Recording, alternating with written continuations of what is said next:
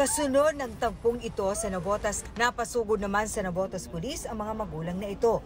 Ang mga anak daw kasi nilang menor de edad na nagpaalam na magpa-practice lang ng sayo para sa paaralan, hindi na nakauwi simula Lunes ng gabi. May nagsabing isinakay raw sila sa van ng mga di kilalang tao. Siyempre dadaranta kami. Blanco na po ako, wala akong tulog.